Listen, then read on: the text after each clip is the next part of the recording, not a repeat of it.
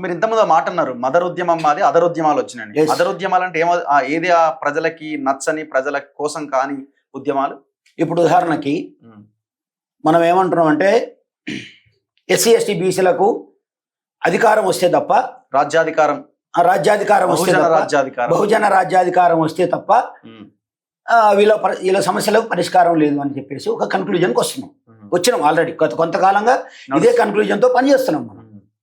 ఇప్పుడు ఉదాహరణకి ఒక వ్యక్తి ఎక్స్ అనే ఒక వ్యక్తి వచ్చి ఈ వాదంతో పనిచేస్తున్నాడు అనుకోండి. పనిచేస్తున్నప్పుడు దానికి వ్యతిరేకమైన శక్తులు ఏం చేస్తాయంటే, ఇతడు మనకు లొంగడు, ఇతడు మన మాట వినడు, ఇతడు మనం అనుకున్నట్టుగా పనిచేయడు, అదే పాట పాడని కానీ మనం అనుకున్నట్టుగా పాడాలి, ఆ పాటను మనం అనుకున్నట్టు పాడాలి. కాబట్టి ఇటు మనం అనుకున్నట్టు పాడట్లేడు కాబట్టి సేమ్ పాట పాడేటోని ఇంకొని తీసుకొచ్చి ముందర పెట్టి పాట పాడిస్తుంటారు. ఓకే, అప్పుడేమంటారంటే ప్రజలు, ఎవరో ఇద్దరు ఒకే పాట పాడుతారు, ఏంటంటే ఆడేమంటారంటే నాదే ఒరిజినల్ పాట, ఆయనది ఒరిజినల్ కాదు అని అంటుంటాడు అనమాట. దానికి రకరకాలైనటువంటి యావిగేషన్స్, రకరకాలైనటువంటి ఆరోపణలు, మంచి చెడుగా తీసుకొచ్చి ఏమంటారు చూడు, గుడ్డ కాల్చి మీదేయడం అంటారు కదా, అట్లా ఒక వస్త్రాన్ని కాల్చి మీదేస్తారు. అట్లా ఏమైందంటే మదర్ ఉద్యమం, అసలు ఒరిజినల్గా జరుగుతున్నటువంటి ఉద్యమం ఏదైతే ఉంటుందో, నిజంగా లక్ష్యం కోసం పనిచేసే ఉద్యమం ఏదైతే ఉంటుందో, దాన్ని పనిచేస్తున్నప్పుడు దాన్ని దెబ్బ కొట్టడానికి అదే తరహాలో అదే రూపంతో ఉన్నటువంటి ఇంకొక ఉద్యమాన్ని తీసుకొచ్చి ముందర పెడతారు. దాంతో అసలు ఉద్యమం కాస్త డైవర్ట్ అయ్యే అవకాశం ఉంటుంది కొద్దిగా, మొత్తమే కాదు.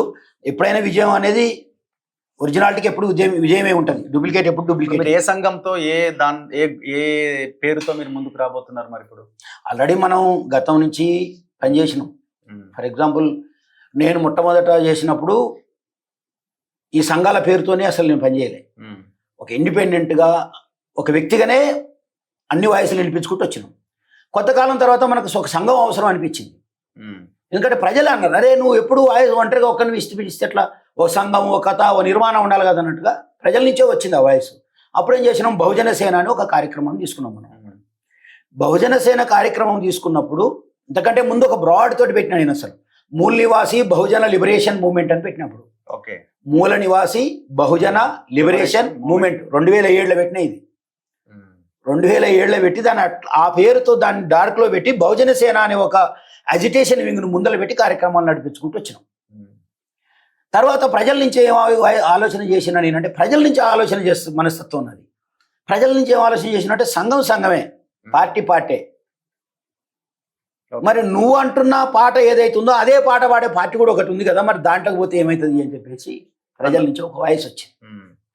ప్రజల నుంచి అట్లాంటి వాయిస్ వచ్చినప్పుడు మన్నించాలి. మనం మన్నించాలంటే ఐ మీన్ ఒబే చేయాలి, యాక్సెప్ట్ చేయాలి. కాబట్టి వాళ్ళ వాయిస్ను మనం ఒబే చేసి బీఎస్పీలోకి పోయినాం. బీఎస్పీలోకి పోయినాక ఏమైందో ఇక మీ అందరికీ తెలిసి నేను చెప్పాల్సినటువంటి పని లేదు. ఆడ ఉన్న వ్యక్తిత్వాన్ని కోల్పోవాల్సి వస్తుంది. ఏ అగ్రకుల పార్టీల దగ్గరనైతే మనము ఈ సెల్ఫ్ రెస్పెక్ట్ కోసం అక్కడ పోకుండా ఆగుతామో, అక్కడ పోకుండా మనం అవసరం లేదని అనుకుంటామో, ఇక్కడికి వచ్చిన తర్వాత అంతకంటే దారుణమైన పరిస్థితులు వస్తాయి. సో దాంతో మనం సెల్ఫ్ రెస్పెక్ట్ ఉన్న వాళ్ళం ఊరుకోలేము, ఉద్యమం చేయాలనుకుంటున్నాం, ప్రజల పక్షాన్ని ఉండాలనుకుంటున్న వాడు డంబు కాలేడు. అందువల్ల నేను దాన్ని పక్కన పెట్టేసి మళ్ళీ స్టెప్ తీసుకున్నా. ఈ పరిణామ క్రమంలోనే మనకు కరోనా రావడం, ఆ తదనంతరం ఇక ఆర్థికంగా 2 సార్లు, ఒకసారి ఎమ్మెల్యేకి పోటీ చేసిన, ఒకసారి ఎంపీకి పోటీ చేసిన. ఈ ఎంపీకి పోటీ చేసినా అది పెద్దది, 7 కాన్స్టిట్యున్సీ. సూదిని జైపాల్ రెడ్డి పెద్ద వికెట్ పోగొట్టిన, ఓడిపోయింది ఆయన నా వల్లనే. తర్వాత ఇప్పుడు మన ముఖ్యమంత్రి మీద పోటీ చేసిన కొడంగల్లో పోటీ ఏ ఇయర్? 2018లో 2వ వికెట్ కూడా నేనే పోగొట్టిన. మీకేంటి? అవునా? చరిత్రలో 2 వికెట్లు పోగొట్టిన చరిత్ర ఒకటి ఉంది. మన రేవంత్ రెడ్డిని ఎట్లా ఓడగొట్టారు మీరు? ఓడిపోయారు కదా. ఓడించు గెలువు. నేను గెలుస్తాను కాదు, ఓడగొట్టాలి. అంటే శత్రువు కూడా సమఉజ్జయి ఉండాల. నేను రెండే చెప్పిన అక్కడ ఉన్న ప్రజలకి, చేస్తే కేసీఆర్ గారి మీద చేస్తా, లేదంటే రేవంత్ రెడ్డి గారి మీద చేస్తా, ఇంకొకరి మీద చేయను. నేను, నాకు డబ్బు లేదు, నా వెనకాల సోర్స్ లేవు కాబట్టి నేను వెనకాడుతున్నాను. వాళ్ళకంటే నేను అసలే తక్కువ కాదు. ఎన్ని ఓట్లు పడ్డాయి మీకు? ఎన్ని ఓట్లు పడతాయి? ఆయన ఓడిపోయాడు. నాకు ఎన్ని ఓట్లు పడ్డాయనే కదా, ఆయన ఓడిపోవడానికి కావలసిన ఓట్లు నాకు వచ్చినాయి. నాకెన్ని ఓట్లు పడ్డాయి అనే దానికి నా దగ్గర సోర్స్ లేవు, నేను కోట్ల రూపాయలు పెట్టుకోలేదు. ఇంకోటి ఏంటంటే, నేను ఆడికి పోయిన తర్వాత రేట్లు పెరిగినాయి. రేట్లు పెరిగినాయి. ఓట్ల రేట్లు పెరిగినాయి. ఓకే. రేట్లు పెరగడం కూడా ఇంపార్టెంటే కదా. రేట్లు పెరిగినాయి. నేను ఈడంగా పోయి వస్తుంటే మళ్ళీ నా వెనకాల వీళ్ళు తిరుగుదురు. ఓకే. ఒక కాలనీ పోయినా పెట్టి నాది ఒక వేరే స్టైల్లో ఉంటుండే. నేను ఎల్లమ్మ గుడి కాడ మైక్ పెట్టి ఉపన్యాసం ఇస్తుంటే జనాలందరూ పోగైతుండే అర్ధ గంటలో. నాకు ఆడ ఊర్లో ఎవరు కార్యకర్త ఉన్నాడు, కానీ ఒక అర్ధ గంటలో మనం మాట్లాడి ఒక పాట పాడిన తర్వాత 100 మంది అమ్మడి తిరుగుతారు, ఊరంతా తిరుగుతారు మళ్ళీ నాతో ర్యాలీ. ఇది చూసారు, ఇదేదో కథ నడుస్తుందని చెప్పేసి మళ్ళీ వెనకాల రేట్లు పెంచడం స్టార్ట్ చేశారు. మీరు నమ్మండి, మీరు రికార్డు తీయండి. నేను నామినేషన్ వేసిన 2000 మందితో నామినేషన్ వేసిన. కొడంగల్లో నా జిల్లా కాదు, నా ఊరు కాదు, నేను పుట్టిన ప్రాంతం కాదు. సో ఓన్లీ అక్కడ రేవంత్ రెడ్డి మీద పోటీ చేయాలనుకున్నారు. మా అయ్య దొర, మా తాత దొర, మా ముత్తాత దొర అన్నాడు ఆయన. మేము భూస్వాములం, మేము పెత్తందారులం అంటే కరెక్ట్గా భూస్వామిని దెబ్బ కొట్టాలి, పెత్తందారిని దెబ్బ కొట్టాలి. అది సామాన్యుని పని. కాబట్టి ఒక సామాన్యుడినే పోటీ చేసినా, ఓడగొట్టినా, కానీ ఆయనకు మంచిదైంది. నేనేం చేసినట్టు మంచి పని చేసిన. ఆడికి పోయి ఆడికి వచ్చి మనం అక్కడ ఓడగొట్టి వచ్చి మళ్ళీ టికెట్ కొట్టేసాడు, ఎంపీ అయ్యాడు. అక్కడి నుంచి ఢిల్లీ పోయాడు, మంచిగా పీసీసీ కొట్టేసాడు. తర్వాత ఇప్పుడు ముఖ్యమంత్రి. ఇది పరిస్థితి.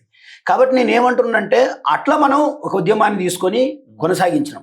ఆల్టర్నేట్ ఇప్పుడు మారోజు వీరన్న లాంటి వాళ్ళు, ఇంకా అంతకంటే ముందు మార్క్సిస్టులు వీళ్ళంతా మాట్లాడిన, తెలంగాణలో ప్రధానంగా మాట్లాడిన దాంట్లో ఒక ఆల్టర్నేట్ నిర్మాణం ఉండాలని చెప్పారు. అది కల్చర్ పరంగా ఉండాలా.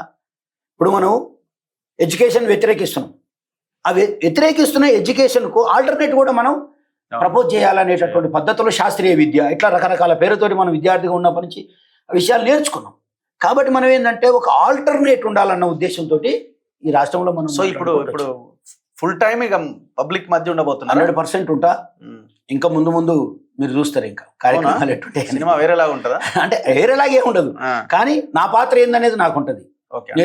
కదిరే కృష్ణ గారి చుట్టూ మీడియా ఛానల్ తిరుగుతుంటాయి. అక్కర్లేదు, తిరుగుతాయి కదా. మరి మీరు లైవ్ లో ఉన్నారంటే మీరు తిరుగుతాయి కదా. మీడియా చుట్టూ తిరిగితే నేను నాయకుడి కాంట్రవర్సీ పర్సన్ కదా సార్. Of course. అంటే కృష్ణ మాట్లాడుతుంటే ఏదో కాంట్రవర్సీ. యథార్థవాది, లోక విరోధి. మనం నిజం మాట్లాడితే ఎట్లా విరోధులనే ఉంటాం. దాంట్లో పెద్ద అసలు చెప్పండి, వివాదాస్పదం కానీ నాయకుని పేరు ఒకళ్ళ పేరు చెప్పండి. వివాదాస్పదం అయితేనే పైకి వస్తాయి, అయితేనే నాయకుడు అవుతాడు. అట్లా అని చెప్పి నేనేం వివాదాస్పదం చేయను. నాకున్న అభిప్రాయాన్ని నిక్కచ్చిగా చెప్పేస్తా. నసుగుడు గుసుగుడు ఉండదు. దానివల్ల ఏమైందంటే అరే మనకి నచ్చదు, ఒక అవతల నీకు నచ్చదు, అట్ట అవుతాడు. దానికి నేనేం చేయలేను. చాలా సంఘాలకు కూడా మీరు నచ్చరు కదా.